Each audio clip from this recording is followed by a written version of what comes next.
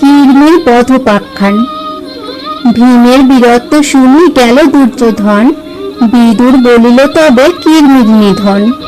যে কার্য করিল রাজা বীরবৃকোদর, করিতে না পারে কেহ সুরাসুর নর।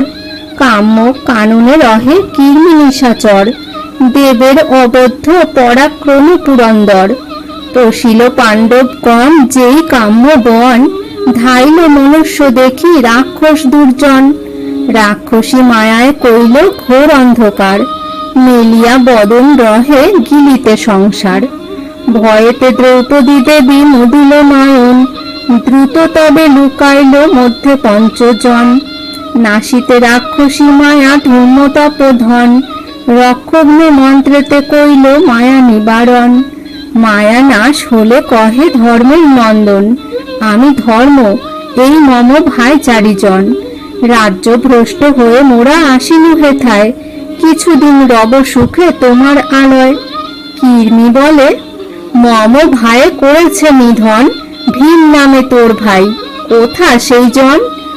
আমার পরম সখা হিড়িম্বে মারিল, তার শশা হিড়িম্বাকে বিবাহ করিল।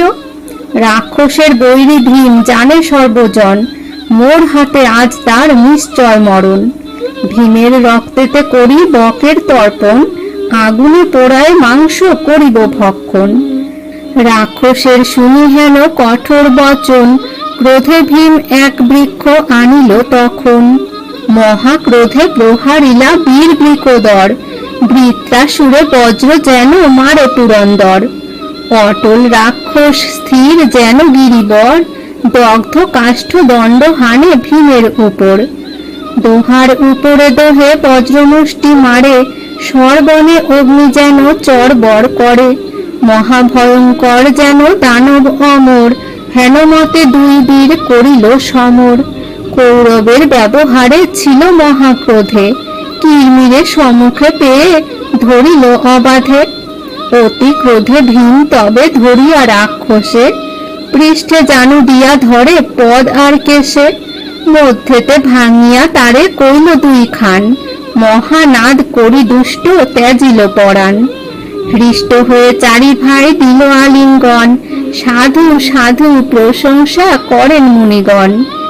যবে আমি যাই বনে করিতে সন্ধান, পথে দেখি পড়িয়াছে পর্বত সমান।